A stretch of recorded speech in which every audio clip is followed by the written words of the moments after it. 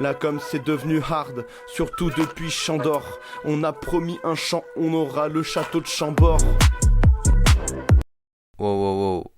Chandor, je crois que c'est Chandor. Oh salut tout le monde et bienvenue sur la com de Chandor. Aujourd'hui, on se retrouve pour un nouveau concept. Anecdota, version Halloween. Ah ouais, carrément, Chandor en costard. T'as vu ça un peu? Coucou Storm, ça va? Incroyable. Tranquille. En vrai, Chandor, trop baisé. Mais pareil pour Célestina, faut pas oublier. En plus, le motif, je sais pas de ça. Cool, je sur, sais même pas du tout, je dirais que c'est peut-être finnois ou moshka ou un peu comme ça. Ok. Tu es prêt? On va faire... Les Nesquotiens sont fiers. Hein. Les Nesquotiens sont contents. Ah bah c'est écoute. très bien ça, c'est très bien. Bon. Je reviens, j'ai juste passé voir les Nesquotiens qui étaient présents justement dans le truc. Fais vite. Et j'arrive, j'en ai pas pour longtemps. Arrive. Bon. Où est passé Tomina? Je vais envoyer une image dans vidéo Halloween 2025 si tu voulez. Non, j'ai pas entendu parce que... Elle voulait nous envoyer des photos de son maquillage, mais... Non, c'est génial! Tu m'enverras cette photo. C'est épique. Je trouve ça marrant. Tout va bien, Tomina? Mais oui, mais en fait, j'étais partie genre juste prendre quelques photos pour vous les envoyer parce que ça serait en fait, plus simple. j'avais pas bien compris. Désolée. Je t'ai envoyé du coup Célestina conformément à tes volontés. Merci. Je fais peur, c'est bien ça pour Halloween. Je jure, je vais mettre ça pour la miniature. Je vais mettre cette tête là au niveau des trucs là pour les personnes. Sur les magnifiques illustrations que nous a fait Tomina d'ailleurs. Merci encore une fois, merci, elles sont géniales. Attends, Et merci à vous. Comment? Ton portable sur la première photo, c'est quoi? C'est une caméra 4K ou quoi? Je trouve que la photo elle est bien prise, genre elle est grave clean. Attends, j'ai même pas vu. Ah putain, j'ai pas vu, attends. Si, la première photo elle est hyper clean. Et d'ailleurs ta coque de téléphone est assez stylée. Ah, et le maquillage il est stylé. Merci. Elle est dans le thème. Elle est complètement dans le thème. Oh, et waouh, et même la coque de téléphone et tout, putain, le style. Parfait. Bah, du coup, on te laisse commencer, tu te présentes, tu racontes ton histoire. L'entité. Donc, salut tout le monde. Donc, bonsoir tout le monde. Salut. Moi, c'est Basto Komic. Yo. Donc voilà, le fondateur de la Nesquatie et ancien président, etc. Et aujourd'hui, je suis président de la Cour suprême, si vous voulez savoir. Donc moi, je voulais vous parler d'une histoire. J'ai un peu la voix fell up, je trouve, mais bref. Je voulais vous parler d'une histoire, du coup, qu'on m'a racontée dans ma famille. Je l'ai appelée l'entité, un peu comme ça, mais c'est un peu l'idée quand même. On sait pas trop ce que c'est, mais vous allez voir. En fait, alors je sais plus à qui c'est, si c'est mes grands-parents, mes arrière-grands-parents. Toujours est-il qu'ils avaient une maison de campagne il y a déjà pas mal de temps, enfin voilà, les années, je sais pas, peut-être les années 30, 40, enfin vraiment très lointain. Et dans cette maison de campagne, qui était vraiment reculée pour le coup, qui était vraiment isolée, et ben un soir, sans trop prévenir, ils ont entendu, donc ils dormaient à l'étage, une maison un peu isolée donc, entourée de forêt. Et brutalement, il y a un bruit à la porte, du genre toc-toc, mais vraiment très insistant en fait.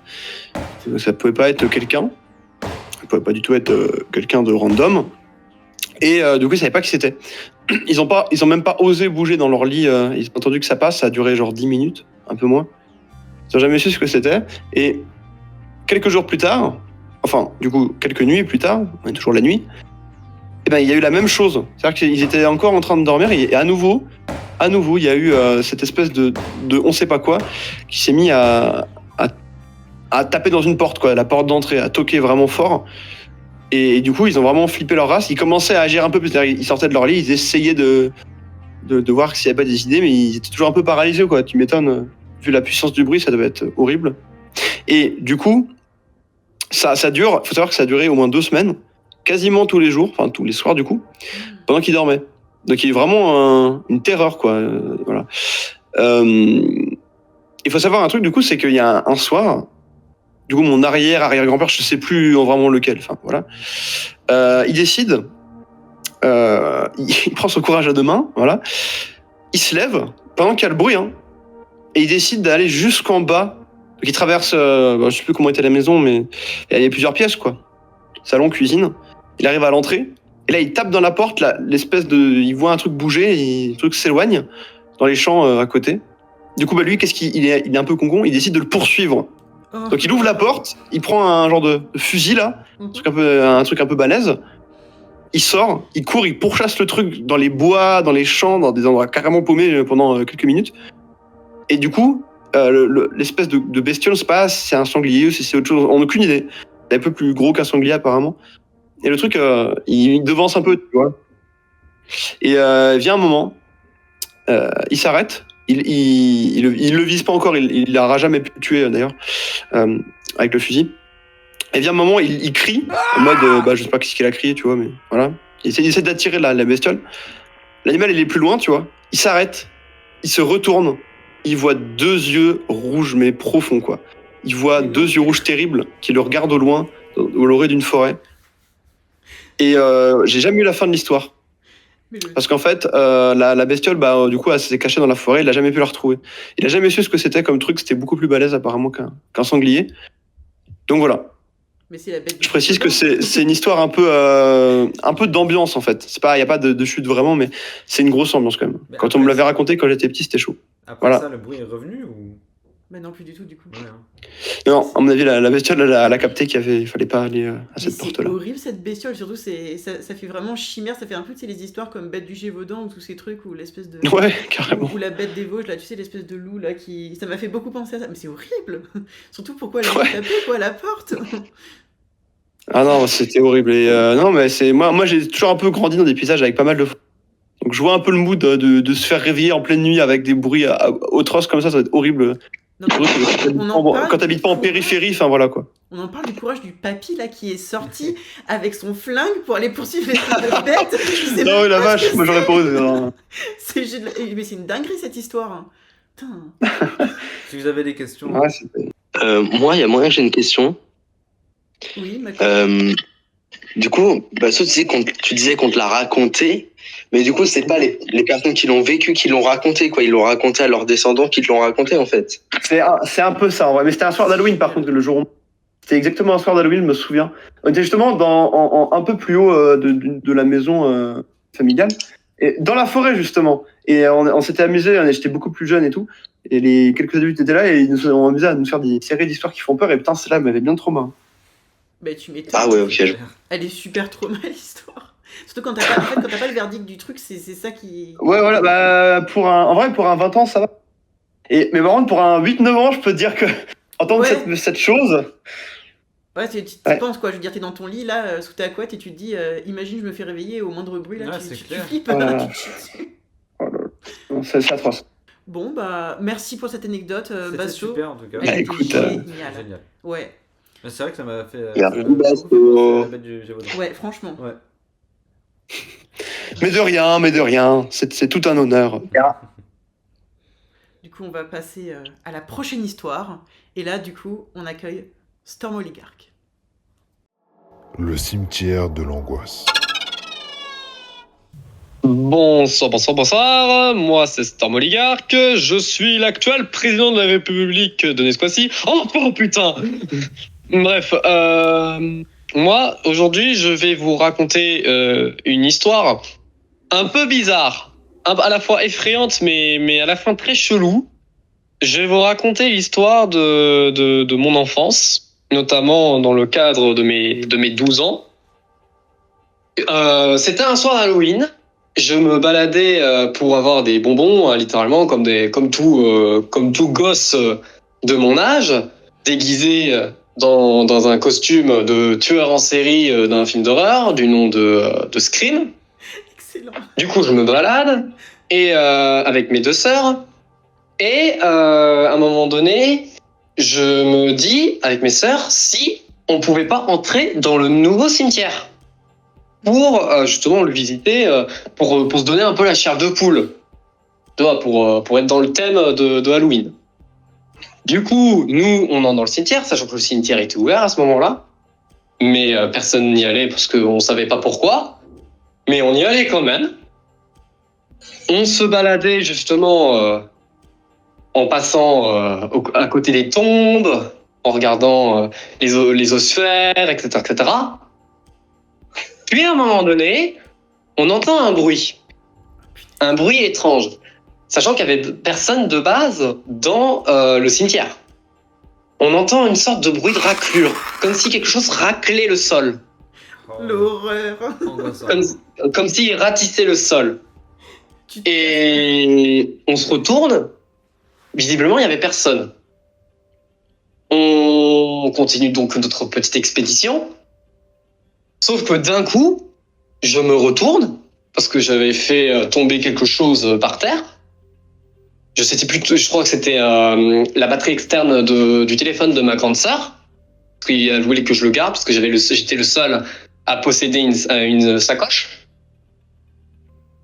Je me retourne pour le ramasser, je lève la tête, je vois un mec sombre, tout en noir, cagoulé et tout. Il avait une pelle. Je le regarde, je flippe ma race, je cours. Je préviens mes sœurs qui sont encore dans le cimetière. Le mec derrière moi est en train de me suivre.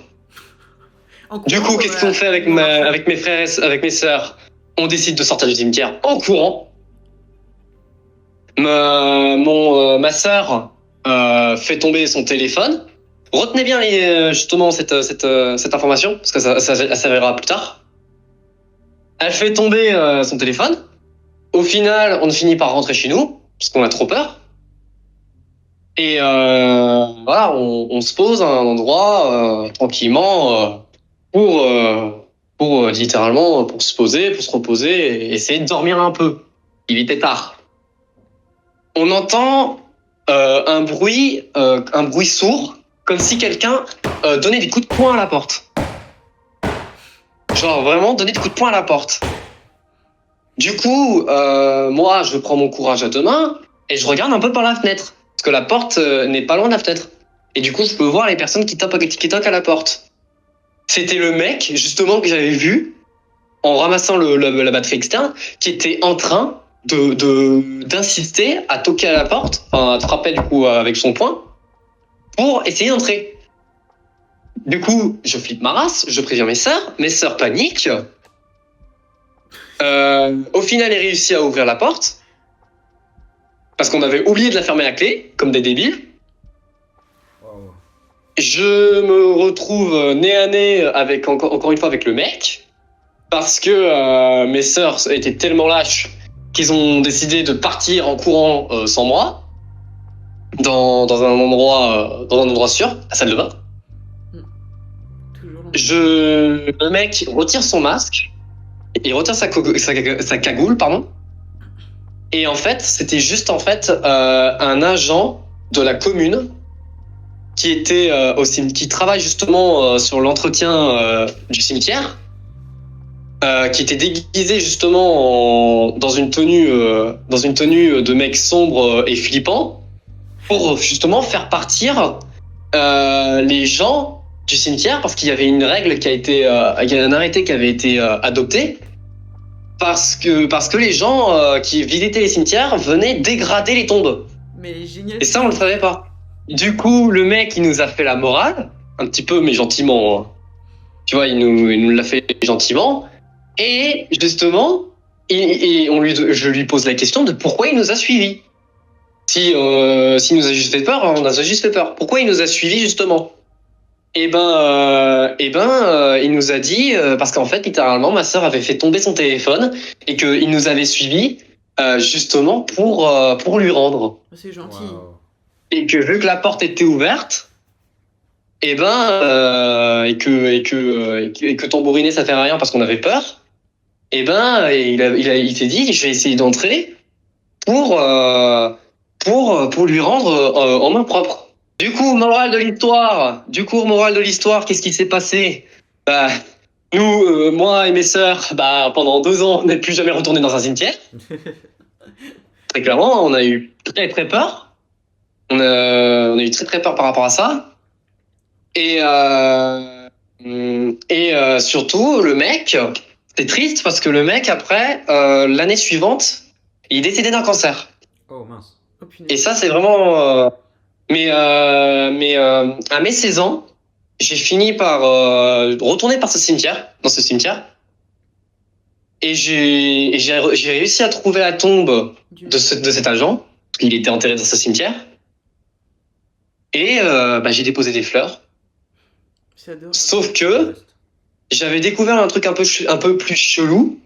C'est que à côté de sa pierre tombale, il y avait une espèce de photo. Et cette photo, c'était une photo de lui avec les agents de la commune. Et derrière la photo, il y avait une personne qui était du même costume que lui, derrière lui. Et on s'est dit, je me suis dit, peut-être que c'était une personne qui avait le même costume. Sauf qu'il y avait un truc qui faisait la particularité de ce costume, c'est que ce costume avait une trace au niveau du torse, au niveau du costume. Et il y avait cette trace, justement, sur le mec qui avait le costume, avait justement la même trace sur son costume. Oh, Et autre chose de flippant, on ne voyait pas les yeux ni la bouche. Oh. Horrible. Oh. Déjà, les masques, ça fait peur, mais alors là... Ouais, Du coup, j'ai chié ma race et j'ai couru. J'espère que c'est une blague, ce truc, au moins que c'est un genre de prank, mais genre un peu... Et j'ai appris que c'était un faux montage, en fait, de la part d'un mec qui a voulu blaguer. Mais quoi qu'il en soit, en tout cas, le mec, il était quand même resté... il est resté quand même, malgré tout, assez connu dans ma ville, parce que il a fini... parce qu'au final, il a fini... il a beaucoup inspiré des personnes, notamment la nouvelle génération, dont je fais partie du coup, et ça a donné encore plus envie d'aimer Halloween. Mais en tout cas, ça a fait des anecdotes. Ça m'a fait une anecdote un peu bizarre, on va pas se mentir, à la fois dramatique, bizarre et idiote. Ça termine bien quand même. Mais c'est fou quand même, je veux dire. C'est dingue. Mais par contre, c'est l'humour noir jusqu'au bout, quoi, jusque Oui, dans la oui, tombe. c'est C'est ça, l'humour c'est- noir, il l'a emporté jusque dans la tombe. C'est fou. Mais ouais, elle est géniale. Le mec, il a fait, littéralement, quand justement, quand j'ai vu ça, quand il est parti, en fait, je me suis dit, le mec, il est sadique, en fait. Oui, clairement. Ce mec est sadique. Exactement. Mais même. Non, c'est juste qu'il voulait juste faire respecter, l'arrêté, et étant donné que ça fonctionnait pas, il a décidé de prendre cette initiative-là. Mais ça, je le savais pas. L'ascenseur émotionnel de ouf. Enfin, tu te fais suivre jusqu'à chez toi pour apprendre que genre c'est un mec qui travaille juste dans le cimetière. C'est fou. Ouais. Je me suis senti très con après. Au bout de là aujourd'hui, je me sens très con d'avoir eu cette réaction. Au final, il voulait juste vous rendre le truc gentiment. C'est ça. Mais après, Et vous faire la morale. Quand même. Tambouriner la porte Oui. non plus. C'est pas. Donc les enfants, n'allez jamais dans un cimetière la nuit Halloween. Voilà. Merci Storm pour cette super Merci anecdote. beaucoup. On s'est bien marré, et puis d'un côté, il y a un côté triste, mais quelque part joyeux dans le sens que cet agent communal a gardé non seulement son humour, mais du coup, voilà, il y a vraiment quelque chose de fou. Ouais, malheureusement, il est décédé de son cancer. Je suis pour lui rien. Mais bon, je suis allé lui apporter des fleurs, même si bon, il y avait la photo flippante. Mais je suis allé lui apporter des fleurs quand même. Au final, cette vidéo, Bon, ça je suis pas un reste bâtard. un petit hommage. On peut voir cette vidéo comme un hommage à lui, et du coup, cette rencontre. Oui, voilà. C'est génial. Cette rencontre un peu inattendue. C'est ça. C'est pour limite faire un titre, ça. Cette rencontre inattendue. Surtout qu'en plus, il avait une pelle, donc, mais la pelle, c'était justement pour faire peur. Et il raclait justement le sol exprès. J'ai une question. Comment t'as fait pour trouver la tombe? Parce que genre, t'as pas dit qu'il s'était présenté à vous. Parce que tout simplement, on m'avait dit son prénom. Mais parce qu'il il avait marqué son prénom. Et il mettait toujours son nom de famille. Il le disait pas, mais il disait au moins son initiale. Son nom de famille, la première lettre de son nom de famille. Et quand j'ai vu le prénom et le nom la première lettre de l'initiale, de la première lettre du nom de famille, pardon, désolé, j'ai du mal à exprimer, et j'ai directement reconnu cet oncle. En plus de la photo. Ok. Et en plus de la photo. Waouh. Contrairement aux autres tombes où tu verrais où tu verrais tout en entier, tu vois. Du mal à m'exprimer des fois de temps en temps, c'est parce que Non, mais elle était géniale. Basto et toi, vous avez très bien raconté l'histoire. Parfait. Alors, bonjour Tomina. Salut. Es-tu prête? Oui. Alors, let's go. Présence inexpliquée dans une maison abandonnée. Donc, moi, c'est Tomina Rakunchi, ministre des Droits de l'Homme. Et donc, je vais plutôt vous raconter une histoire qui vient d'une expérience en urbex, où je me suis rendu compte d'une présence inexpliquée. Donc, en fait, c'était une soirée proche d'Halloween, où avec une amie, on s'est dit qu'on allait visiter une maison abandonnée, qu'on peut facilement trouver sur des sites et tout. Et cette maison-là, elle était un peu, genre, isolée, un peu, genre, il y avait de la forêt autour et tout. Et on s'est dit qu'en vrai, ça allait super bien avec le thème. Donc, genre, on est allé et on a décidé d'aller la visiter la nuit. Donc, il devait être environ 23 heures qu'on est entré dans la maison pour visiter et tout, voir un peu une maison abandonnée. Et genre, vraiment, tout était silencieux. Il n'y avait même pas les bruits d'animaux nocturnes qu'on pouvait entendre ou quoi. Donc, franchement, c'était un peu stressant. Et en même temps, c'était grave cool, cette expérience. Et sauf que avec ma pote, la maison, elle était super grande. Donc, on a décidé genre de se séparer, d'aller visiter chacune un étage. Donc, moi, je suis partie au premier et elle est restée au rez-de-chaussée. Et dans cette maison, donc il y a une cave, un rez-de-chaussée, un premier étage et le grenier. Le grenier, on n'y avait pas trop accès puisque l'échelle, c'était que du bois pourri. Et la cave, il y avait eu un écroulement de pierre. Du coup, c'était un peu inaccessible. Et donc, en gros, je commence à visiter des chambres et tout. Donc, il y avait plein d'effets personnels de personnes qui ont été laissés. Et à un moment donné, je reviens dans le couloir et tout, après avoir pris en photo des portraits, des accessoires et tout qui étaient restés à la maison et qui avaient un peu l'air ancien et je trouvais ça stylé. Et dans le couloir, j'ai vu une silhouette noire passer dans l'obscurité et donc je pensais que c'était ma pote qui m'avait pas vue dans la pièce. Et donc, dans ma tête, je voulais y faire peur. Donc, j'ai commencé à la suivre sans l'appeler. Et dans un tournant du couloir, quand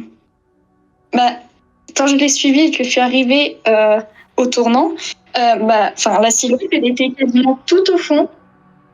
Et on ne voyait, il n'y avait pas de porte, il n'y avait rien autour vraiment pour aller dedans ou quoi. Et je me suis dit qu'elle avait un comportement bizarre, donc je me demandais si elle allait bien. Et donc je décide de l'appeler plusieurs fois. Et elle me répond pas. Et à un moment donné, je sens une main sur mon épaule. Et je me retourne et je vois c'est ma pote. L'horreur. Mais du coup, je comprends pas par rapport à la silhouette que j'ai vue dans le noir qui était juste devant moi il y a quelques secondes. Et du coup, je me retourne en me demandant mais qui c'est au final. Et la silhouette avait totalement disparu. Et ma pote ne l'avait jamais vue ou rien. Et à un moment donné, donc on décide le lendemain de regarder des photos qu'on a prises. Et on a remarqué que la silhouette, elle apparaissait sur quasi toutes les photos. Oh mon dieu, c'est... Mais c'était une forme noire, une forme humaine toute noire et on ne pouvait pas... Elle avait comme une forme humaine, mais on voyait rien d'autre. C'était super chelou. Punaise. Très flippant en tout cas. Elle est horrible, elle glace le sang cette histoire. Parce que du coup, on dirait presque... Alors, soit c'est une entité, soit c'est quelqu'un qui vous apprend que, mais sévère, quoi. Il faut vraiment être assez starbé. Ouais, mais comment Oui, comment mais comment comment la question qu'on s'est toujours posée, c'est comment elle a réussi à disparaître en une fraction de seconde alors qu'il n'y avait pas de fenêtre, il n'y avait pas de porte. Voilà, y a pas vraiment, elle était au fond du couloir, il n'y avait rien. Et l'accès au grenier, il était impossible. Ça me fait penser à certains trucs comme ça où t'as une genre de cachette ou un sous... oui, sous-sol une pièce caché, arrière, ou une pièce arrière dans un meuble ou autre. Ah, c'est horrible. Mais juste en fait, le principe qu'elle soit sur toutes les photos, ça fait tellement entité qui veut que les personnes partent, tu sais.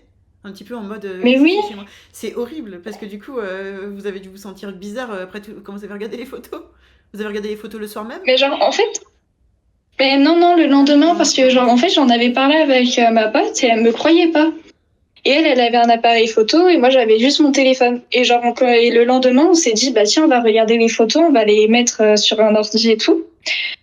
Et donc on le met sur l'ordi et quand on a commencé à genre défiler les photos, à regarder de l'autre, genre on a commencé à voir sur certaines photos où on voyait pas forcément juste un objet, mais genre derrière nous ou genre par une fenêtre ou quoi, bah il y avait la silhouette.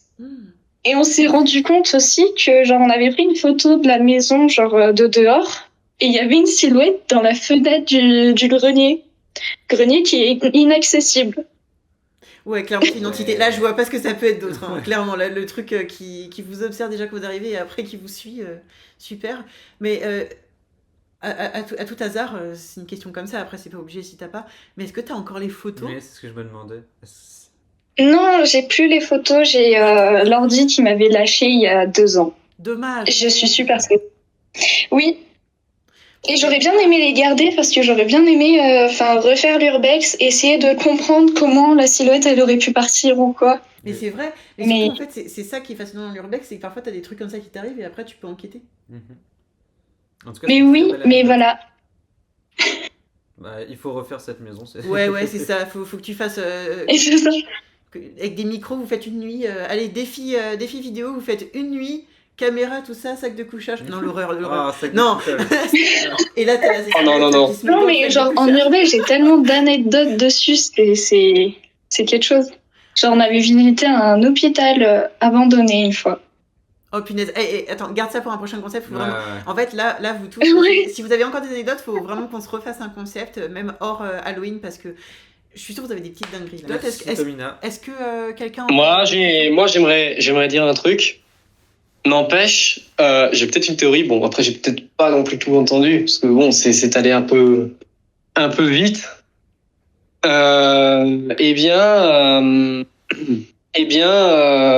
Quand t'as pris l'objet, parce que t'avais parlé d'un objet ancien, on est d'accord, Tomina?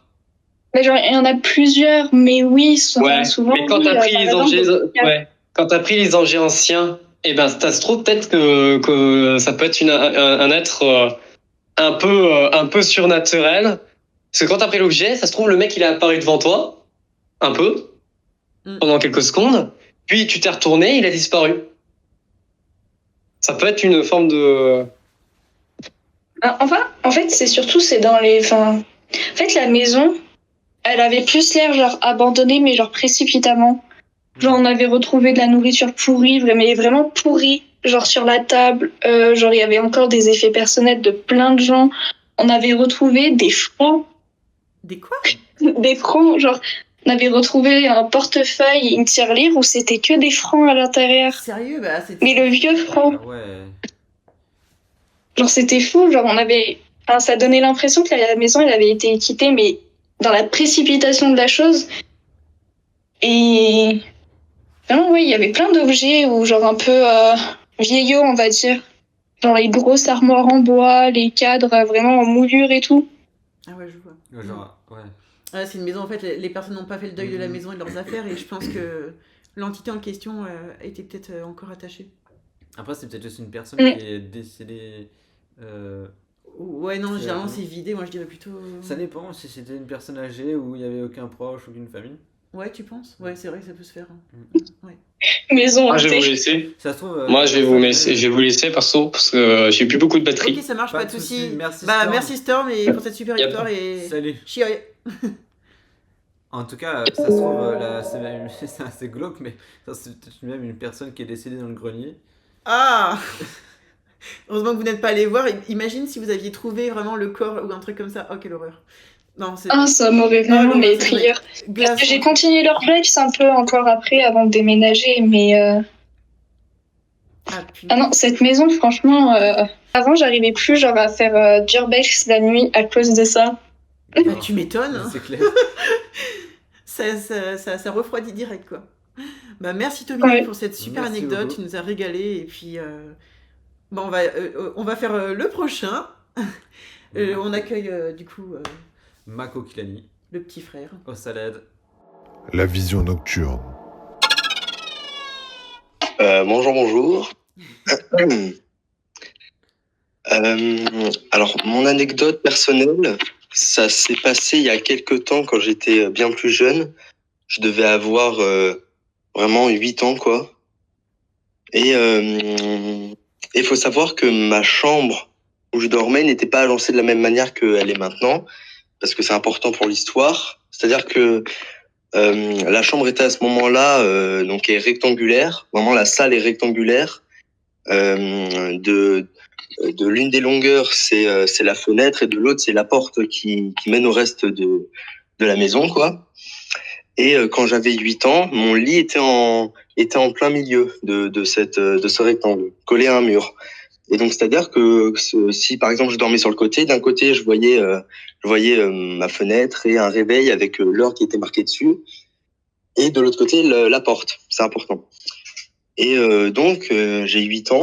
Et je m'endors, quoi, comme d'hab. Je me mets sur mon lit, je me mets du côté du réveil et de la fenêtre. Donc je vois, si j'ouvre les yeux, je vois littéralement mon réveil avec, je pense, le réveil très répandu. On voit l'heure marquée en rouge, etc. Je pense qu'on peut se l'imaginer assez vite. Ouais, le classique. Et donc je m'endors comme ça, assez tranquillement. Et je me réveille, en fait, pendant la nuit.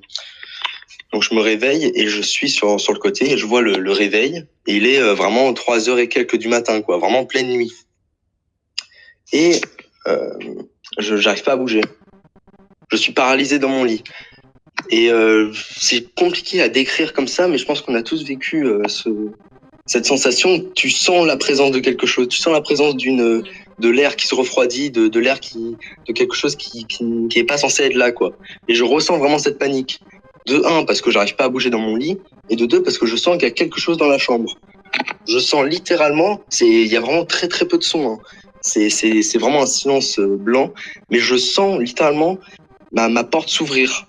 J'ai l'impression de percevoir le bruit de la porte qui s'ouvre et de quelque chose qui entre dans la chambre. Je peux pas le voir, je peux pas me retourner pour le voir, mais je sens le truc arriver. Et ça me fait paniquer, parce que du coup, je sens que quelque chose ne va pas, qu'il y a une présence, mais j'arrive pas à pouvoir la voir ou à pouvoir agir pour me défendre ou pour me protéger. Et du coup, ça me fait évidemment paniquer. Et donc, je sens littéralement quelque chose arriver dans ma chambre. Et je sens petit à petit des reniflements. Vraiment une respiration qui est pas la mienne. Vraiment lointain. Je sens une respiration, quoi. Un petit reniflement, quoi. Et petit à petit, je sens ce reniflement se rapprocher. Je l'entends. Et le fait de l'entendre vraiment très simplement, ça me fait paniquer. Et j'essaye de bouger, j'essaye de crier, d'appeler ma mère à l'aide, mais je n'y arrive pas. Je suis vraiment paralysé dans mon lit. Et je sens le reniflement se rapprocher jusqu'à arriver vraiment juste à côté de mon oreille, sans que je puisse regarder, hein. Je ne vois rien. En plus, évidemment, la chambre est sombre, c'est vraiment le noir complet, la nuit, en pleine nuit, paralysé. Je ne vois rien. Je peux qu'entendre la respiration, quoi, à côté de mon oreille, renifler quelque chose, me renifler moi. Donc il y a un grand silence, j'entends cette petite reniflement, et après, j'entends le truc partir, en fait. Se reculer petit à petit, en fait. Donc moi vraiment j'ai vraiment les larmes aux yeux, j'arrive pas à bouger et je sens le truc partir et la porte qui se referme. Et là vraiment j'entends le petit clapotis de la serrure qui se referme et je pète un câble dans mon lit. Et je n'arrive pas à bouger, je lâche une larme et tout, je suis vraiment pas en état de choc, mais vraiment je suis flippé, quoi. Et à raison, parce que vraiment, j'ai entendu la respiration, quoi. Et pour une raison qui m'échappe, j'arrive plus ou moins en tout cas, j'arrive à rebouger au bout d'un moment. Et du coup, j'arrive le matin, j'en parle donc à mes parents à ce moment-là, quoi. Je leur dis, mais il s'est passé quoi? Vous êtes venu de ma chambre, etc. Et non, en fait. C'est juste, moi, j'ai senti quelque chose. Donc évidemment, ça me fait flipper. Mais voilà, c'est un week-end, je comprends rien, mais j'y repense. Et du coup, la nuit qui arrive, je me couche dans mon lit sur le dos, avec les deux angles. J'arrive à voir à la fois mon réveil, en tout cas j'arrive à l'avoir avec ma tête, mais j'ai la porte dans le coin de ma vision, quoi. Parce que je me dis que ça peut être rassurant. Et je dors sur le dos comme ça et je m'endors, avec toujours cette appréhension. Donc je mets beaucoup plus de temps, mais j'ai cette appréhension qu'il y a le truc qui revient, quoi. Mais j'arrive à me rendormir. Et cette nuit-là, je me réveille. Je me réveille littéralement pendant la nuit. Et là, encore une fois, je sens dès que mes yeux s'ouvrent, je me dis il y a un truc qui cloche. Parce que, encore une fois, je n'arrive pas à bouger. La deuxième fois. Hein. Mais dès que j'ouvre les yeux, je me dis merde, il y a un souci. Et donc, évidemment, j'arrive pas à bouger. Je vois tout mon corps le long du lit. J'arrive pas à bouger. Ma respiration, elle est chelou. J'arrive pas à lâcher un mot. Vraiment, je suis paralysé dans mon lit, quoi. Et là, vraiment, je vois du coin de l'œil, vraiment sur le côté de ma vision, je vois la porte s'ouvrir. Je vois littéralement la porte s'ouvrir, avec un peu plus de son cette fois, et je vois un truc, c'est difficile de le décrire. Je pourrais essayer de vous envoyer des images ou quoi, mais c'est compliqué de le décrire. Mais je vois un truc qui se déplace comme s'il lévitait, rentrer dans la chambre. Donc évidemment, moi, je suis en larmes, j'arrive pas, j'essaie de crier pour appeler à l'aide, je n'y arrive pas, vraiment, je suis vraiment bloqué dans mon lit sous mes draps, et j'essaie de bouger, j'essaie de me débattre, de me mettre sous la couverture, je n'y arrive pas. Et le truc se rapproche. Et ce truc-là, qui lévite vraiment, je peux essayer de vous le décrire, mais imaginez ça comme une sorte de gobelin de jardin, une sorte de nain de jardin, là, de taille d'un adulte, avec vraiment un visage déformé, des sortes de mini-cornes, un peu partout sur le corps, évidemment vraiment dans l'obscurité complète. Donc moi, quand je vous dis nain de jardin, la forme me disait ça, mais vraiment c'est compliqué à décrire. Et je vois le truc léviter et arriver de l'autre côté de mon lit, vraiment au bout du lit. Et je le vois qui me regarde. Je vois littéralement des yeux blancs de l'autre bout du lit qui me fixent. Et vraiment, encore une fois, là, je pète un câble. J'essaie de me débattre de toutes mes forces, je n'y arrive pas. Et le truc, et vraiment, pour moi, ça a duré des heures, mais ça a peut-être dû durer plusieurs minutes, mais pour moi, vraiment, ça a duré des heures, et le truc se barre, petit à petit. Et la porte se retrouve, et je suis choqué par ça. Genre, vraiment, je pleure, j'essaie de bouger, j'y arrive pas, je suis vraiment dans un état de panique totale, quoi. Et pour quelconque raison, j'arrive à plus ou moins bouger. Je reprends mes mots petit à petit, ma respiration reprend. Et je vous avoue que ça fait quelque temps que ça s'est passé. Mais pour une raison inconnue, je me rendors. Genre littéralement, je me cloître sous mes draps, sous ma couverture, et j'arrive à m'endormir par panique, quoi. Et donc plus tard, j'ai fait des recherches. J'étais déjà, je pouvais déjà faire beaucoup de recherches sur Internet, etc. Et en fait, j'ai découvert que ça, c'était la paralysie du sommeil. Et voilà, je me suis dit tout de suite, depuis le début, je me suis dit que tu allais nous le dire à la fin. Ouais. Mais c'est terrifiant, les paralysies du sommeil, j'en ai déjà fait, c'est ignoble. Ouais. C'est horrible. Et donc, c'est mon unique paralysie du sommeil. C'est comme ça que j'ai découvert ce truc. Sauf que moi, quand j'ai découvert la paralysie du sommeil, ça m'a été décrit comme, entre guillemets, je veux pas avoir la prétention d'utiliser des termes exacts ou quoi, mais comme des hallucinations un petit peu du cerveau qui est entre un statut de sommeil et d'éveil qui fait que tu peux t'imaginer des choses. C'est ça. Sauf que le souci, c'est que moi, le lendemain, donc après que j'ai vu cette silhouette qui est rentrée dans ma chambre, que je pense être vraiment une hallucination, le souci, c'est que moi, quand je me suis réveillé le matin, j'avais pas encore les souvenirs clairs, et que j'ai vu ma porte, elle était ouverte. Avant que tout le monde dans la maison soit réveillé ou quoi, j'avais plus de chat, j'avais rien qui pouvait ouvrir la porte était ouverte. Et évidemment, ça m'a remémoré ce que j'ai vu la nuit, quoi. Et je suis resté comme ça, à trembler devant ma porte, parce que je me demandais sincèrement ce qui avait pu l'ouvrir. Et du coup, ça fait que je me demande qu'est-ce qui est vrai ou pas dans cette histoire, quoi. Mais attends, ça change la donne. Voilà. Oui, ça change la donne, le fait que la porte soit ouverte, je suis désolé, mais... T'as demandé à un de tes parents, du coup, si c'est peut-être eux qui auront pu ouvrir la porte? Ah bien sûr. Je vivais avec ma mère à ce moment-là, je lui ai demandé bien sûr.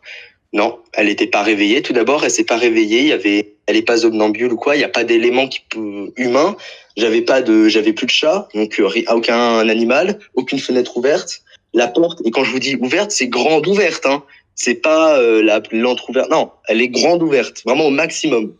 Et donc moi, quand je vois cette porte au réveil, ça me rappelle littéralement la même porte quand j'ai fait la paralysie, quoi. Et du coup, ça m'a vraiment donné un coup. Je me demande vraiment si c'est vrai, quoi. Enfin, qu'est-ce qui est vrai ou pas, quoi. Bah oui, ça change tout. Mais surtout, je me posais une question, mais est-ce que ça peut être, Voilà. tu sais, il y a quelque chose qui dit comme quoi les humains sont capables, ont des capacités qui ne sont pas exploitées du cerveau. Est-ce que c'est vrai, dans cette paralysie du sommeil, cette peur, le cerveau, par champ magnétique peut-être farfelu, aurait pu ouvrir la porte?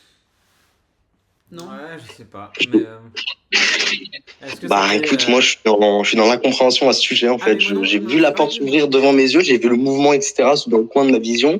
Mais du coup, ma question c'est est-ce que du coup il est arrivé dans la vraie vie? Parce que du coup la porte elle a pas pu s'ouvrir toute seule. Hein. Bah, il y a Ça une veut dire entité, qu'il à sera mon avis. arrivé dans la vraie vie, mais du coup, enfin voilà, ça va. Donc encore aujourd'hui, je sais pas pourquoi elle est ouverte quoi. t'en as fait Vraiment, j'ai vraiment un- rapidé dans ma tête et je comprends pas. Mais dis donc, par contre, oui, enfin, je veux dire, t'as dû bader et te rappeler, et t'as dû avoir du mal à t'endormir, je pense, les nuits précédentes. Ah ouais, déjà que la nuit où j'ai vu la silhouette, etc., j'avais eu beaucoup de mal à m'endormir. Mais là, les nuits d'après, ouais, ça s'était pas très bien passé, quoi, ouais. Et ça m'est jamais, j'ai jamais eu d'autres choses dans mon sommeil vraiment aussi forte que ça, quoi. Waouh. Histoire de dingue. Oui. Alors du coup, Merci beaucoup. merci pour cette super anecdote, et c'est génial, Oui. j'adore le retournement de situation entre, on dit c'est une paradis sommeil, et là tu nous mets le détail de fin, pépite. Basto est parti. Est-ce que Tomina, tu as des questions? Oui, si. Est-ce que t'as une certitude que tu avais fermé la porte la veille? Ouais. J'ai la certitude que je l'avais fermée. J'ai la vision de moi qui m'endort avec cette porte fermée, et c'est pour ça que du coup elle s'est ouverte pendant la paralysie, quoi. Mais ouais, pour moi elle était complètement fermée, ou au moins très vraiment très fermée, vraiment. Je pense, de toute façon j'avais eu très peur la nuit d'avant, donc je pense que je l'avais bien fermée. Ouais. Je me rappelle très bien de la vision quand je m'endors, et puis je l'avais pas laissée hyper ouverte comme ça, quoi. Non, c'est impossible. Donc il y a forcément eu un mouvement mécanique pour l'ouvrir, quoi. Mais oui. Waouh. Histoire de dingue. Oui. Bah, merci pour cette super anecdote, Mako Kilani. Merci beaucoup. On va passer du coup à la mienne. Je vais raconter du coup mon anecdote qui est, ma foi, déroutante. Je dirais pas que c'est... je peux pas la classer ni dans paranormal, ni dans effrayant. Je dirais plutôt inexpliqué, en fait, comme toi, plutôt. Inexpliqué. Où est passée la petite fille? Alors, pour le contexte, je vais juste remettre le contexte. C'est une histoire qui se passe avec déjà Shandor et une tierce personne qui est un ami que l'on considère comme un oncle. Donc c'est quelqu'un de très proche, qu'on connaît très bien, on connaît ses réactions, ses façons de penser et tout ça. Donc c'est... Voilà, je pose le cadre. Et donc pour l'anniversaire de Shandor, et on va l'appeler, pour que ce soit plus simple et fluide pour les temps, on va l'appeler Marc, l'oncle Marc. Et du coup, je dis beaucoup du coup, ouais. Fais ce que tu veux. Donc on décide de faire un week-end pour fêter l'anniversaire de Shandor et de Marc, qui ont l'anniversaire quasiment en même temps, mais voilà, c'était un week-end. 5 jours près, quoi. Ouais, 5 jours près, voilà, ça nous arrangeait. Donc voilà, on réserve un très bel hôtel dans la vallée de Münster en Alsace. Et nous voilà partis pour un super séjour, tout se passe bien, spa et compagnie, bon, le rêve. Et le lendemain matin, petit déjeuner, tout va bien, bon petit déjeuner, tout ça. Et on dit, qu'est-ce qu'on va faire la journée? On a toute la journée libre, on va en profiter pour visiter le secteur. Et là, du coup, on évoque les plus beaux villages d'Alsace, parce qu'il y en a pas mal dans le secteur de la vallée de Münster, du moins pas très loin. Et là, du coup, je dis, ah, mais Kaisersberg, hein, c'est génial, on devait y aller avec mes parents un peu plus tôt, il y avait Shandor aussi, et puis au final, on n'y est pas allé parce qu'on manque de temps. Et j'ai dit, mais je veux vraiment la faire et tout. Donc, nous voilà partis pour cette ville. On achète quelques fromages, les Münster oblige, sur le chemin. On arrive là-bas, on se gare. Shandor et Marc discutent, c'est tout à fait... rien à signaler pour l'instant. Et là, on arrive au tournant, on va dire, d'une rue. C'est les vieilles villes médiévales, donc tu as des remparts et certains endroits c'est ouvert, donc par l'histoire ça a été sûrement cassé ou je ne sais pas. Et donc tu as une rue qui rentre dans la vieille ville. Donc moi je rentre en première. Non, il n'y avait pas de porte, en fait j'ai regardé sur Maps. Ah ouais. Donc je crois que c'est juste dans nos souvenirs, parce que moi aussi je me souvenais qu'il y avait une porte. Bah ouais. Et justement, on y vient. Je fais juste une pause là. Attends, je vais juste boire parce que là je sens... Vas-y.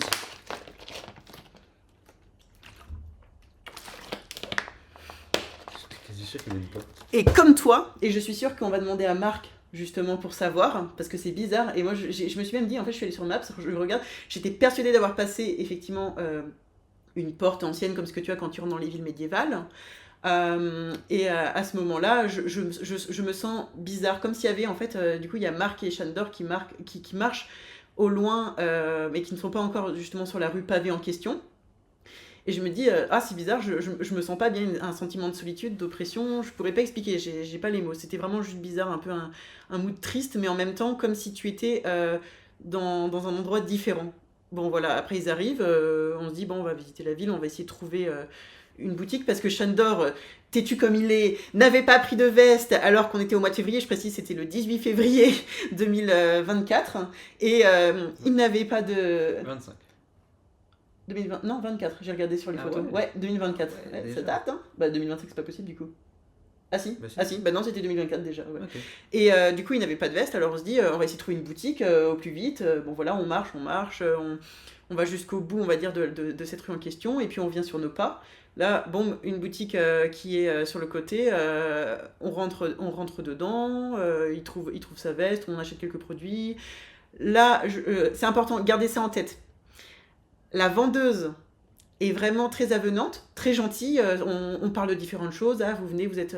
voilà. Bon, c'était un dimanche, donc il n'y avait pas beaucoup de monde. C'était un petit peu convivial. Et là... les cloches qui font bien glauque, là, comme ça. Et du coup... on paye tout ce qu'il faut, on sort, et là, moi, comme d'hab, j'ai une petite vessie, je dis, écoute, il faut vraiment qu'on trouve un café ou une pâtisserie, il faut que j'aille aux toilettes. Et on regarde sur Maps et on trouve un café pas très loin. Donc on descend, à nouveau on redescend la rue donc vers l'endroit où on est entré. Pardon, je te coupe, je tiens à préciser, plutôt bien noté. Ouais, ça a une importance pour plus tard. Ouais, c'est pareil. En fait, gardez tous les éléments en tête. Gardez la porte, la vendeuse gentille et le café pâtisserie bien noté. Donc voilà, on arrive devant cette pâtisserie, voilà, on pousse la porte, mais là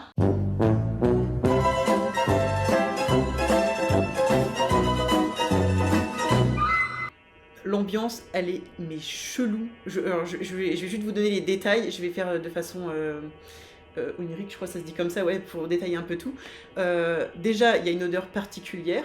Ensuite, il y a des enfants qui crient, courent, se laissent glisser dans les escaliers, donc c'est un étage en fait en haut. Et les personnes qui sont au niveau du bar, ça fait c'est comme un bar où tu peux manger devant, ne nous calculent pas, c'est-à-dire que les personnes ne nous parlent pas ou alors nous regardent à peine. Du coup, on s'avance sur le comptoir et on me dit est-ce qu'on peut s'installer ? On nous dit bah oui, vous pouvez vous installer là, et, du coup dans la salle. Il y avait très peu de personnes dans cette salle, je précise, mais ça faisait comme s'il y avait un brouhaha, une sensation chaude de poisse, c'est particulier. Donc au fond, il y a tout au fond sur la banquette, il y a deux personnes, un monsieur, une dame, mais qui nous regardent méchamment avec une certaine... Je sais pas, comme si on leur avait fait quelque chose, mais c'était particulier de nous regarder comme ça, alors qu'on avait... On avait dit bonjour en rentrant, tout ça, bon, tout normal. Et pareil, très peu de personnes, une ambiance vide, mais en même temps chargée. Donc là, je m'assois, moi je suis pas très bien, je m'assois sur la banquette, je trouve que c'est exigu, je suis pas bien installée, Shandor et Marc s'installent en face de moi, et là on attend 25 minutes, ouais, 25 minutes je pense, 20 minutes, 25 minutes, personne ne vient. Peut-être pas autant. Non, peut-être pas autant, ça paraissait long. Ouais, ça paraissait très long. Mais c'est vrai que personne ne vient, mais genre vraiment personne. On reste là à attendre. On nous a dit de nous s'installer et nous on est disciplinés.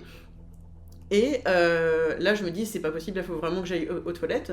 Je me mets pour attendre parce que du coup je sors de ma place en question et là je me mets pour attendre devant les toilettes, mais quand j'arrive je vois tout de suite sur le côté à ma droite un couloir qui menait à une autre pièce. C'était sombre.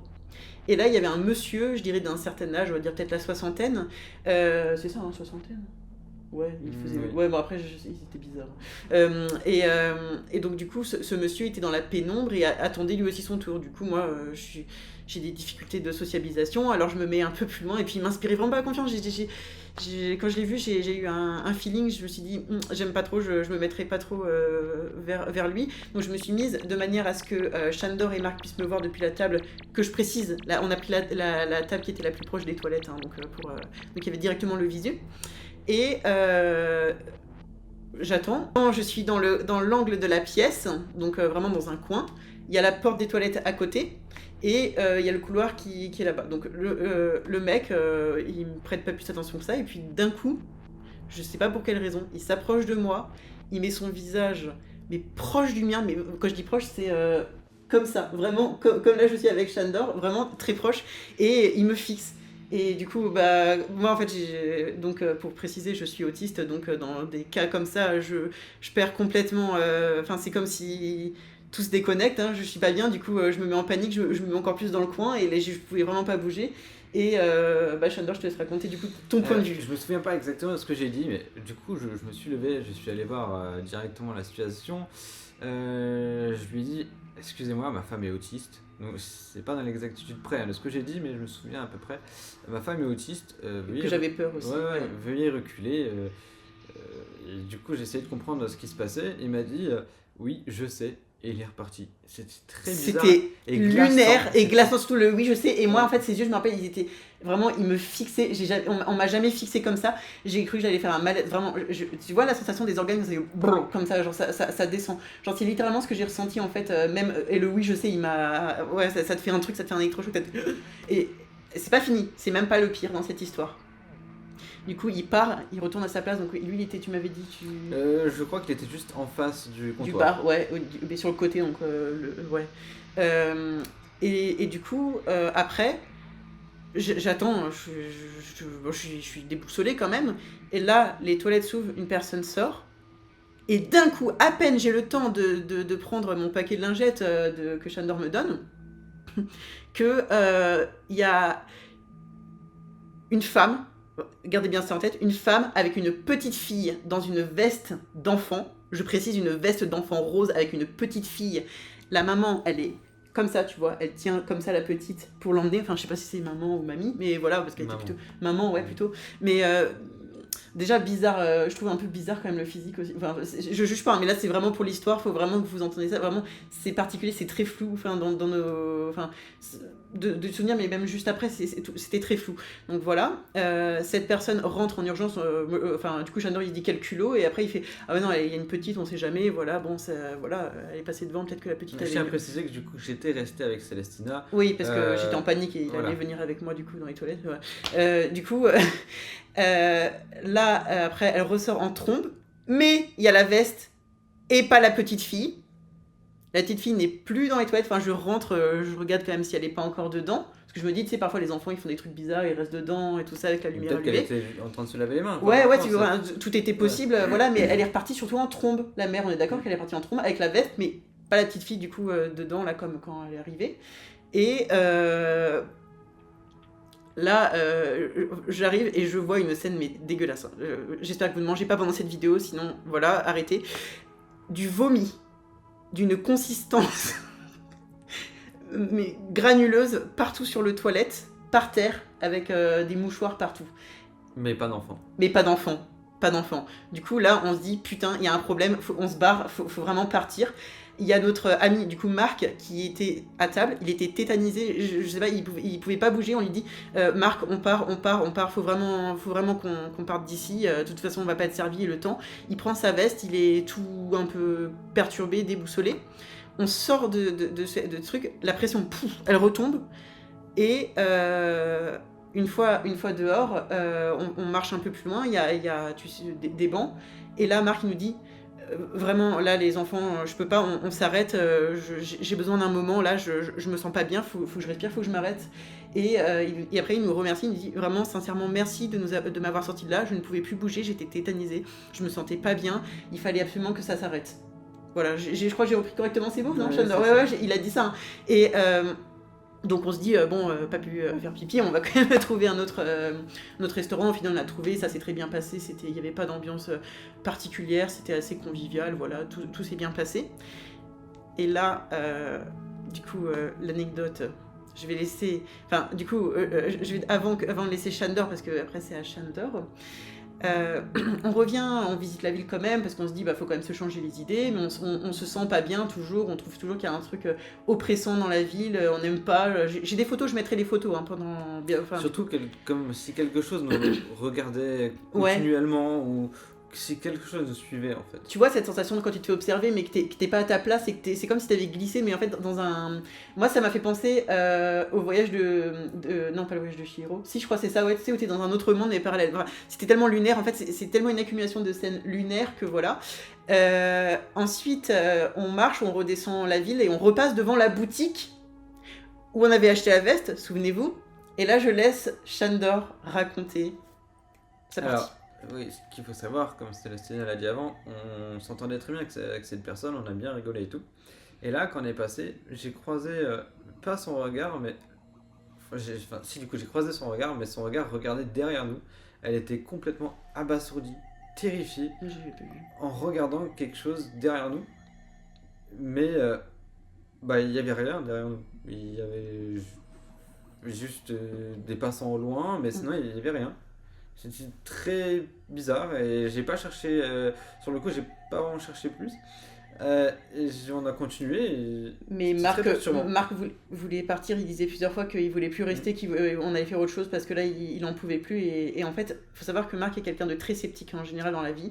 C'est quelqu'un qui ne jamais réagira comme ça en disant stop, arrêtez, vous m'avez sorti. C'est pas du tout sa personnalité, et c'est ça qui nous a mis la puce à l'oreille, c'est que vraiment lui aussi était perturbé, on n'était pas, c'est pas juste deux personnes qui se font des films, c'est vraiment, on était à 3, on avait vécu des plans différents la situation, et tout était bizarre. Du coup là on s'est barré, on a dit stop, on se casse, et au fur et à mesure qu'on s'éloignait de la ville, ça allait un peu mieux, mais on sentait cette pesanteur, et vraiment quand tu sors, t'as l'impression de sortir, vraiment le voyage de Chihiro, quoi. Tu sors d'un endroit mais qui était comme si t'avais glissé dans une faille, tellement les éléments étaient chelous à la suite. Donc ça peut être plein de choses. Je dis, c'est pour ça que je dis inexpliqué, ça peut être autant, je veux dire, une accumulation de situations bizarres, ça peut être effectivement un truc temporel, je sais pas, tout est possible, hein, on en parle, hein, je veux dire, ça existe dans les légendes, ou même, je veux dire, dans certaines choses paranormales décrites. Ça fait également penser à... On a mangé quand même un petit déj dans un hôtel, est-ce qu'il y aurait eu quelque chose qui nous aurait fait voir des hallucinations? Un gaz, j'en avais parlé du coup à ma sœur, qui m'avait dit, ouais, imagine, c'est un gaz dans l'air qui serait échappé de quelque part, ou quelque chose. Mais cette situation tellement lunaire nous a conduit quand même à être pas bien quelque temps, et après ça allait mieux, mais on veut plus remettre les pieds à Kaisersberg. Oui, du coup voilà, la ville de Kaisersberg, magnifique ville pourtant, elle est très belle, mais alors les souvenirs qu'on a de là-bas, et si quelqu'un dans la vidéo aurait une explication, ou même, et de Kaisersberg, aurait des trucs, je sais pas, on a appris aussi par la suite par quelqu'un qui connaît toutes ces histoires de paranormal, comme quoi il y avait des sorcières qui étataient pendues, et qui ont été pendues, à l'époque, ce qu'ils appelaient les sorcières, hein, qui étaient juste les femmes qui pratiquaient ce qu'on appelle la magie, chamanisme, tout ça. Moi, j'ai pas dit peut-être les bons termes, mais voilà. Mais c'est vrai que cette histoire, elle est bizarre et restera marquée à jamais. Du coup, Shandor. On va laisser les personnes poser des questions. Voilà. J'espère que j'ai bien expliqué. Hein. Je sais pas, j'ai peur de pas oublier des choses. Mais non, je pense pas. Non, je pense pas. Non, je pense pas. On va laisser les Tomina et Mako poser des questions. Ça se situe. Wow. Ça se situe où, la ville? En Alsace, dans le Haut-Rhin. Non, Haut-Rhin, Haut-Rhin. C'est pas très loin de la vallée de Münster, qui est assez connue. Ouais, Kaisersberg. De toute façon, on l'écrira, et puis de toute façon, il y aura des photos, on va mettre la localisation et tout. Moi, je veux mener une enquête, je veux savoir ce qui s'est passé. Non, mais c'est fou. Mais du coup, vous avez jamais revu la petite fille, du coup? Non, c'est ça qu'on comprend pas. C'est ça. On ne comprend toujours pas. On est 3 à avoir vu une petite fille. Oui, et quand la personne est sortie, il n'y avait pas de petite fille, et sur le coup, on était... Mais Mais il y avait une fille là avant. Je me rappelle, je me rappelle en plus des vêtements de la petite fille, c'est ça qui me dérange. Oui. C'est que je me rappelle vraiment de cette petite fille et on était attentifs quand même à ce qui s'est passé parce que j'attendais telle une personne pressée quoi. Donc voilà, voilà, et surtout pourquoi le mec il a fait ça, pourquoi s'approcher comme ça, il n'y a aucune raison pour faire ça. Et il faut savoir que ces personnes-là semblaient être ensemble. Ouais. Et après, toi t'avais revu le mec seul dehors. Les frissons. Mais t'avais dit, ah mais je crois qu'il y a le mec là-bas ou un truc comme ça quand on revenait pas loin du magasin. J'ai vu la dame. Ah la dame t'as vu. Ouais. Ah c'était pas le monsieur, c'est la pas dame. l'enfant. Mais pas l'enfant toujours. Mais le monsieur, oui. Mais ouais, c'était. Je sais plus. Ah, mais même quand il pense, je veux dire, c'était tellement cacophonique. C'était en fait, tout était bordélique dans ce. Ouais. C'était. Ouais, drôle d'endroit. J'avais juste une question, c'est genre les toilettes, il n'y avait aucun endroit pour partir ou quoi? Non, en fait, c'était. Genre où la petite fille serait passée ou quoi? En fait, t'avais le toilette, genre, attends, je vais montrer face à moi. Donc là, t'avais le couloir, là, ça partait, t'avais la pièce sombre. Nous, on était installés à la table ici. Et là, après, quand tu tournais sur le côté, du coup, t'avais la porte des toilettes qui était devant. Et la pièce, elle était vraiment petite. T'avais le toilette, le lavabo et terminé. Vraiment, c'était minuscule, quoi. Donc, il n'y a aucune chance que la petite fille ait pu s'échapper quelque part. Non. Ah, les frissons. Est-ce que, Tomina, tu restes pour l'histoire de Chandor? Comme ça, au moins, ça fait quelqu'un pour poser des questions, parce que je vois que Mako... Mais bien sûr que je reste. Je sais pas pourquoi Mako et Bastos sont partis. Je pense qu'ils nous ont envoyé un message. Bah attends, je vais regarder. Par contre, la caméra s'est éteinte avant. Oui, la lumière, je sais pas du coup jusqu'à où elle a enregistré. Mais après, on a tout ce qui est sur Discord, sur le PC. C'est l'essentiel. Ouais, c'est ça. On entend tout ça, il y a... tout ça. Elle est nulle ta caméra. Mais je sais pas pourquoi elle a coupé. Surtout que. Tu sais, ça peut se bloquer à partir d'un certain temps des vidéos. C'est l'esprit du. Non, c'est l'esprit de la petite fille. Hein. Elle a coupé la vidéo, elle voulait pas entendre. Tu vas voir une veste qui va voler là. Photo de famille. Alors, passons à mon histoire. C'était au Noël 2012. J'étais en famille. Il y avait ma mère, son ex-copain, ma sœur et moi-même. Sachant que dans cette maison, il y a eu pas mal d'histoires très particulières et inexpliquées. Des bruits, la porte d'entrée qui était grande ouverte avec le verrou ouvert alors qu'elle était fermée à clé. C'est très bizarre. Mais c'est pas l'anecdote du soir. Du coup, revenons au Noël 2012. Tout se passait bien, on ouvrait les cadeaux, tout ça, bref. Et là, on entend un bruit bizarre, mais sans plus. C'était assez habituel en fait dans cette maison, dans le couloir, sachant que quand on rentrait dans la porte, enfin quand on passait la porte d'entrée, à gauche il y avait la cuisine, salle à manger, et salon aussi. C'était une longue pièce en rectangle. À droite de la porte d'entrée, il y avait une toilette, ensuite les escaliers, la porte pour descendre à la cave. Tout droit, il y avait une autre pièce et encore une autre pièce à gauche, après la cuisine. Ça aura son importance après. Enfin, surtout le couloir. Donc là, on était dans la cuisine. Donc, vers le milieu de la cuisine, il y avait une table, une grande table. On était tous à cette table, on discutait, tout ça. Et vraiment dans un moment de complicité, on était tous joyeux, souriants. Un flash lumineux qui venait du couloir. Et vraiment comme un appareil photo, et le bruit d'un appareil photo, le flash d'un vieil appareil photo, et surtout le bruit. Et sur le coup, ça nous a ébloui. Et on était tous surpris et choqués. Qu'est-ce qui s'est passé? Et il y a juste ma mère qui restait plutôt tranquille. Elle souriait comme si elle comprenait. Et elle nous a dit ne bougez pas et laissez la chose faire. Et sauf que nous, on comprenait pas trop. On s'est un peu avancé vers le couloir. On a entendu un genre de grognement. Et, un râle? Ouais, plutôt un râle, ouais. Et plus rien. Mais voilà, c'était très bizarre. On s'est fait prendre en photo le jour de Noël de 2012. On sait pas comment ni pourquoi. Mais voilà, sachant que dans cette maison, il y a toujours eu des histoires un peu paranormales. Voilà. Ouais, mais C'est très flippant. elle est horrible cette histoire, parce que tu l'as vécu quoi. Ça se trouve, il y a une photo de nous, Quelque part. voilà. Mais on sait pas où ni comment. Mais je pense qu'en fait. C'est stressant. Oui, et du coup, bah, en fait, on pense parce que tous les volets étaient fermés. En plus, on habite. Enfin, du coup, j'habite plus là-bas, ma mère non plus. Mais c'était une maison assez excentrée du village. Il n'y avait pas beaucoup de circulation et les volets étaient fermés. C'est le genre de volets quand ils sont fermés, t'as aucune luminosité qui passe. Et tout était éteint à part la cuisine, salle à manger. Donc c'était. Enfin, à part ça, on voit pas ce que ça pouvait être. Elle est terrifiante. Surtout que tu avais le bruit comme un vieil appareil photo, du déclencheur et le flash.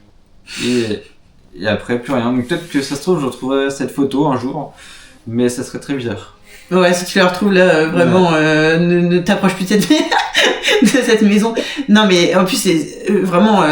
Du coup, Chandor, il m'en a raconté plein. Je pense que ça lui fera pas mal d'anecdotes pour les prochaines histoires. Mais en vrai, il y en a une qu'on a vécu à deux, que je pense qu'il pourrait être intéressant de raconter. Non, déjà, on va laisser peut-être Tomina poser des questions sur cette histoire et discuter avec nous. On t'écoute, Tomina. Non, mais en fait, c'est stressant de se dire qu'il y a eu un flash et comme un bruit d'appareil photo et ne pas trouver de traces. Oui, c'est ça. Surtout que quand on s'est rapproché du coup du couloir, là où il y a eu le bruit et le flash, donc c'était vraiment dans l'interstice de la porte. Et bah, on a juste entendu un genre de râle qui partait vers devant là-bas, donc vers les autres pièces après la porte de la cave. Et du coup, bah, c'était vraiment bizarre, quoi. C'est surtout, même pas forcément effrayant, mais surtout en incompréhension totale, quoi. Bah oui. C'est clair. C'était quand même quelque chose, enfin pas à vivre, mais c'était beau, quelque part beau, parce que c'était vraiment dans un moment de complicité et tout. Et comme si quelque chose, j'en sais rien, bref, vous voulez garder ce souvenir et nous prendre en photo, bref, c'était vraiment très bizarre. En fait, ça fait peur. Enfin, c'est stressant de se dire qu'à tout moment, dans une dizaine d'années, sans savoir comment, par exemple, tu vas retrouver la photo dans un livre. C'est ça. Dans un album photo. Avec des enfants. Après, ça nous a pas vraiment choqué en fait, parce que dans cette maison, il s'est toujours passé vraiment beaucoup de choses. Il y avait des bruits de ressorts, de genre de vieux lits. Qui sautaient. Comme dit, la chaise de bureau. La chaise de bureau, oui, qui roulait toute seule dans ma chambre, que du coup, l'ex-copain de ma mère entendait, parce que lui, il était dans sa chambre en bas, et ma chambre était juste dessus, il entendait la chaise rouler toute seule. Et enfin, toute seule, il savait pas, et du coup, il vient nous voir. Nous, on était dans la cuisine, ma soeur et moi, il nous dit, il y avait quelqu'un dans la chambre juste à l'instant. Du coup, on lui dit bah non. Et bah, il entendait la chaise rouler toute seule. Après, il dit qu'il ne croyait pas dans les esprits. Oui. Et plein de trucs comme ça. Vraiment, les chiens qui bougent plus, qui fixent un endroit, avec les poils dressés. Ça, c'est flippant. La porte d'entrée qui était fermée à clé et qui était ouverte, en grande ouverte, avec les verrous ouverts encore. Ah ouais. On ne comprend pas pourquoi, mais voilà. Bref, il y avait beaucoup de choses dans cette maison. Il y avait aussi ma mère qui dormait dans la pièce juste à côté de la cuisine. Elle avait une télé et en pleine nuit, il y avait tu sais, comme les vieilles télés, le genre de bruit, le bruit, ce qu'on appelle le bruit, quoi, le son et le visu. Et il y avait ça, genre d'écriture qui s'affichait, mais très bizarre. Et ouais, bon, plein de trucs quoi, dans cette maison, très chelou. Voilà. Ok. Est-ce qu'on fait un bonus ? Moi je dis elle est pas mal parce que du coup on l'a vécu et elle est très récente. Et ça concerne en plus. Très récente, oui. Allez, c'est pour toi, Tomina. Ouais, c'est pour toi, celle-là. Ouais. Et il faut savoir quand même que cette anecdote, elle a un lien avec la montre, enfin du coup avec le projet de faire des montres de Chandor, parce que c'est dans sa carrière professionnelle. Bah, tu veux commencer ? Ok. Ouais. La photo avec la montre.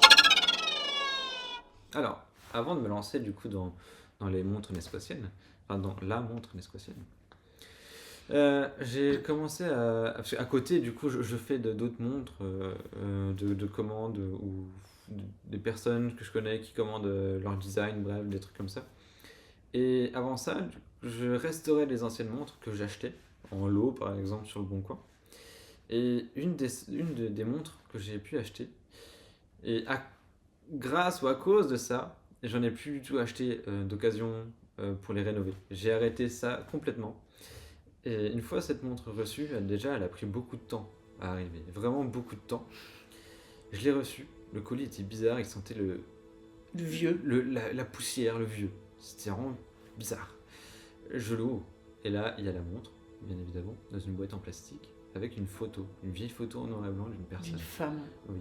C'était très bizarre, ça nous a donné des frissons, c'était vrai. Ah, j'étais pas bien, C'était glaçant. j'avais envie de la jeter, je sais pas quoi faire. Et en plus, genre, tu sais, par réflexe con, je faisais elle est gentille, elle est peut-être. Tu fais les trucs cons, genre comme ça, où tu réagis, genre bête en mode voilà, tu sais, en mode gentil esprit, viens pas m'embêter. Mais bon, bref, c'était chelou parce que du coup, c'est inopiné quand même d'avoir une photo d'une personne avec la montre. Dans ce Oui. cas-là, tu la retires. Après, du coup, premier réflexe, j'écris à la personne sur le bon coin.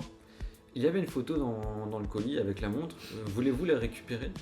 Et la personne me dit, non, il n'y a pas de souci, vous pouvez la garder. Du coup, je l'ai jetée à la poubelle, hein, je ne voulais pas garder une photo d'une personne que je connais pas. Sûrement décédé vu l'âge. Ouais, c'est assez bizarre. Du coup, j'ai jeté la photo. Et depuis qu'on a gardé cette montre, entre-temps, je l'ai jetée aussi, il s'est passé des choses bizarres. L'ambiance dans l'appartement était bizarre.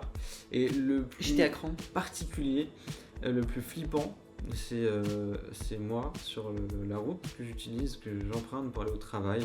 Donc je pars très tôt, je pars dans les 4h50 au travail. Et là où j'habite, pour rejoindre la route principale, c'est le noir complet. C'est la politique des villes où ils éteignent les lumières. Oui, ça s'allume qu'à partir de 5h, donc c'est le noir complet. Et du coup, je pars tous les matins pendant une période. Hein.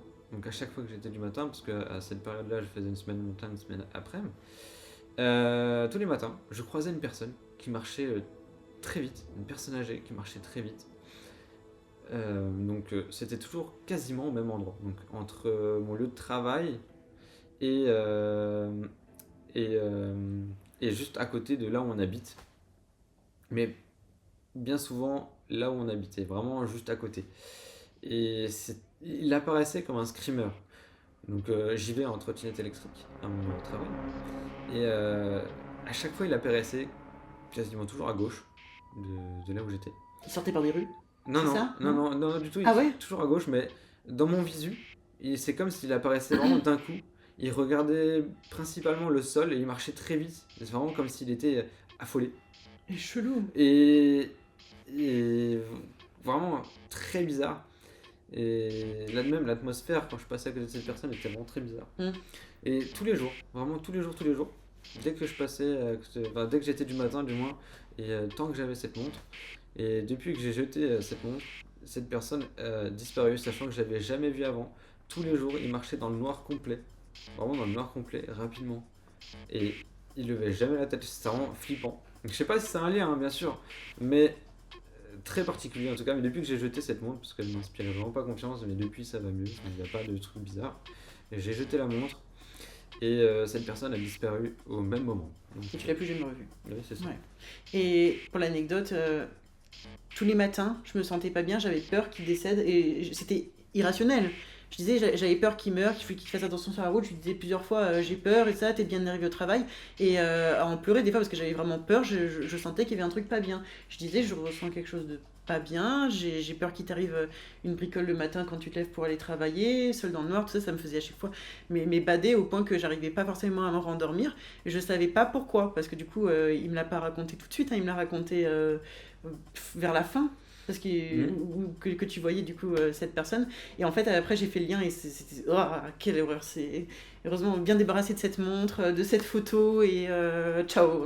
Ouais, ce qui est bizarre, c'est qu'on habite dans un petit village, enfin, village, mais assez petit. Je dirais pas qu'on se connaît tous, mais je reconnais les visages plutôt. Oh, t'es physionomiste, hein, toi. Oui, bien. Sacrément. Beaucoup. Et du coup, je connais à peu près tous les visages de là où on habite, tout ça, bref. Et cette personne, j'ai jamais vue. Et comme le jour où j'ai jeté la montre, cette personne a disparu. C'est trop bizarre. Oui. Tony, est-ce que tu as des questions? Franchement, pas vraiment là pour le coup. Mais en fait, Genre juste la boîte, elle ressemblait genre à quoi? Genre elle était simple ou vraiment il y avait des choses bizarres dessus? Je pourrais plus te dire, en vrai c'était une boîte en plastique, mais je pourrais plus te dire ça, enfin, une boîte assez classique en plastique. La montre pareil, je pourrais plus te dire ce que c'est, ni la marque, ni... Bah elle était chelou en plus. Elle était vieille, bizarre, ouais. dégueulasse, ouais. Ouais, bah du coup il y avait la photo avec la montre bien sûr, mais c'est très bizarre. J'ai d'abord jeté la photo, après il s'est passé des choses bizarres, j'ai jeté la montre et ça allait mieux. Ok. Vraiment c'est stressant ce genre de truc. Oui, surtout que... Mais le screamer quand il apparaît... Ouais, c'est ça, le plus bizarre c'est cette personne qui apparaissait tous les matins, au même endroit. Enfin quasiment au même endroit, mais la plupart du temps à gauche. Et il marchait très vite mais dans le noir complet. C'est ça qui est bizarre, et aucune lumière ni rien. Il était comment, grand, petit? Non, pas très grand, je dirais 1m65-70. Ouais. Et vraiment, marcher dans le noir super vite, la tête baissée, c'était très glaçant, surtout que tu passes, t'as ce Les mêmes screamer, vêtements toujours? Toujours la même veste, ouais, je crois, le même pantalon. Mais vraiment, c'était glaçant quand tu passes à côté de cette personne. Oui. Tous les matins, surtout que c'est le noir complet, donc j'appréhende encore maintenant tous les matins, sachant que T'as peur, ouais. je suis maintenant que du matin, donc j'appréhende un peu tous les matins à est-ce que je vais voir un screamer aujourd'hui ou pas. Un jour il va t'attendre avec un sac poubelle et il va faire coucou comme ça devant la porte. Non, c'est... Terrifier. Non, je rigole, mais... Ah non, mais vraiment, c'est à la fois terrifiant et incompréhensible. Oui, là, du coup, on connaît toujours pas... Mais avec cette vidéo, je me dis, mais il y a tellement de gens qui vivent des choses cheloues, mais quand il y a je dirais pas quasiment tout le monde, mais beaucoup de gens quand même qui vivent des trucs inexpliqués. Et c'est fou qu'encore aujourd'hui, la science n'ait toujours pas mis le doigt sur ces trucs. Merci Tomina d'être restée jusqu'à la fin, et ton histoire était exceptionnelle. Ouais, on a beaucoup aimé toutes vos histoires et tout ça, et elles étaient toutes incroyables dans le sens qu'on a eu vraiment des choses absolument différentes. On a eu un... Attends, je vais essayer de récapituler. Alors, on a eu une bête curieuse, une genre de Gévaudan de je ne sais où, là. On a eu, après, une histoire dans un cimetière avec un garde... Enfin, du coup, c'est garde cimetière, non, je peux qu'on appelle ça. Un agent, un agent d'entretien. Ensuite, on a eu une histoire avec une paralysie du sommeil qui n'en est peut-être pas une. C'est ça, qui n'en est peut-être pas une. Ensuite, on a eu l'histoire de Tomina avec une maison gardée par une entité qui est, si ça se trouve, dans le grenier. J'espère pas. Et après... Attends, c'était qui ensuite? Oh, je me rappelle plus. Bah, c'était moi. Toi. Bah, c'était moi. Voilà, avec la petite fille qui a disparu. Hein, on ne sait pas où, mais voilà, elle est sûrement quelque part. Burk. Et après, les histoires de Shandor. Du coup, je te dis... la photo inexpliquée. Je ne sais pas où est-ce qu'elle est, ni... Ta maison... je sais pas si elle existe. Ouais, c'est sûrement pas, je pense peut-être dans une autre dimension dans ce cas-ci ça existe, mais... Voilà, et puis du coup les petits bonus après, voilà. En tout cas, merci à vous d'avoir organisé ça, c'était super sympa. Avec plaisir. Et merci à toi d'avoir participé surtout à cet événement. Merci tout le monde d'avoir participé à cette vidéo, c'était incroyable. Toutes les histoires étaient incroyables. Merci beaucoup. Un nouveau format arrivera, mais ce coup-ci c'est Anecdota, version Noël, les pires cadeaux. Alors vraiment merci à tout le monde. Comme disait Shandor, vous avez été géniaux, je vous aime, mais vraiment beaucoup l'année ci. Vous apportez beaucoup. Là on a une vidéo, on a des gens exceptionnels qui ont pris de leur temps pour vous raconter des anecdotes qui sont toutes diversifiées. Et puis, faut savoir que l'année ci, on est une vraie famille. Du coup, on va continuer à travers Anecdota, à faire des moments chill comme ça. On est hors de la politique, on est hors de tous les projets, je veux dire, qui peuvent se rapporter à la micronation pour montrer qu'une micronation, c'est bien plus. On est une nation, on est une famille. Et nous aussi, on peut apporter quelque chose dans le monde de YouTube, du divertissement. Voilà. Merci beaucoup. À ta télé. À ta télé, voilà. Et... on peut dire au revoir en âne. Et chioi. Merci d'avoir regardé cette vidéo et à bientôt. Et toi, jeune éléphanteau de mer, si tu as aimé la vidéo, alors abonne-toi. Je suis un autoritaire, la NESC c'est devenu l'axe. Là comme c'est devenu hard, surtout depuis Chandor. On a promis un champ, on aura le château de Chambord.